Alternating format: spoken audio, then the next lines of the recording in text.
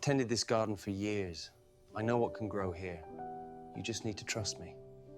Never underestimate the quiet ones.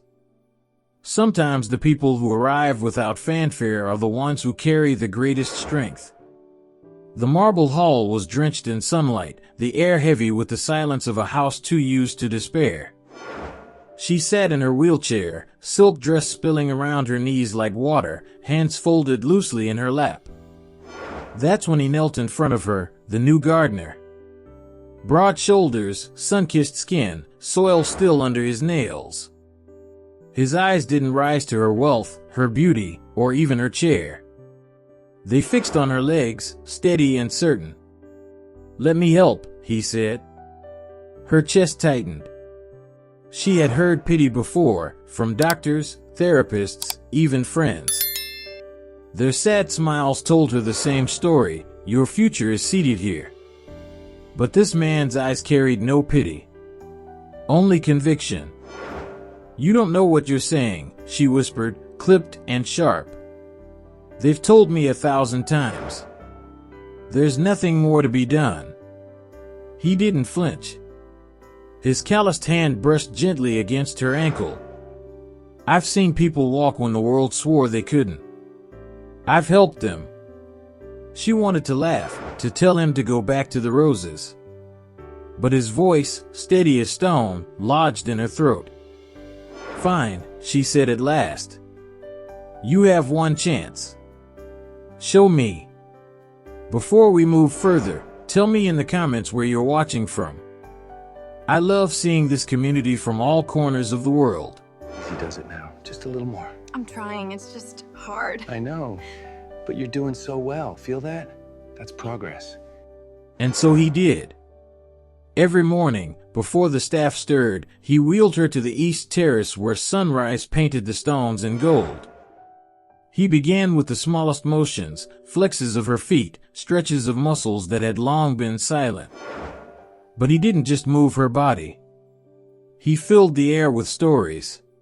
Easy does it. Stories of a soldier who danced with his daughter at her wedding. I know. Of a But you're child doing so told he well. would never Feel that? run, who That's went on to progress. win medals. At first, she listened only out of politeness. But soon, she found herself believing.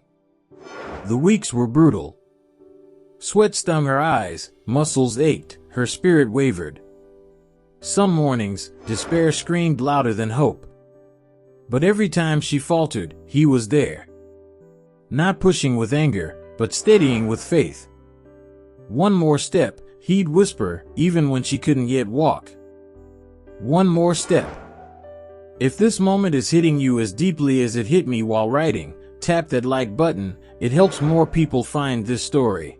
You can do it.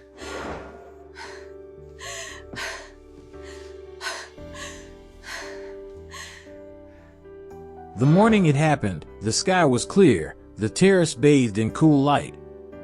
She gripped the railing, arms trembling. He crouched beside her, hands steadying without forcing. A breath. A pause. A tremor of strength. Her right foot moved. Then her left. Just an inch. But enough to steal her breath. "You just walked," he said, eyes glowing with a smile that looked like he had always known this moment would come. Tears blurred her vision. "I haven't done that in years." "I know," he said softly. "I understand more than you think." Later, when she asked why he had come, his answer silenced her. "I used to be a physiotherapist. My wife fell sick. I sold my practice for her care. After she passed, I didn't know where I belonged. Until I saw you in the garden that first day, looking like someone told too many lies about what she couldn't do." Her voice broke. "So you came to fix me?" He shook his head. "No. I came to remind you that you weren't broken." Word spread. Neighbors came to watch the woman they thought would never walk again take steady steps across the terrace, the gardener always at her side. One morning, she stood with nothing to hold. Sunlight framed her like a painting. She laughed, a sound foreign but alive. You gave me my life back, she whispered. He only smiled. You did that yourself. I just refused to let you quit. And in that moment, she realized, sometimes, the ones who change your life forever arrive quietly, with nothing but hope and the courage to kneel at your feet and say, "Let me help." If this story touched you, don't keep it to yourself. Share it with someone who needs hope today. And if you believe in never judging by appearances, hit subscribe and join this community of storytellers.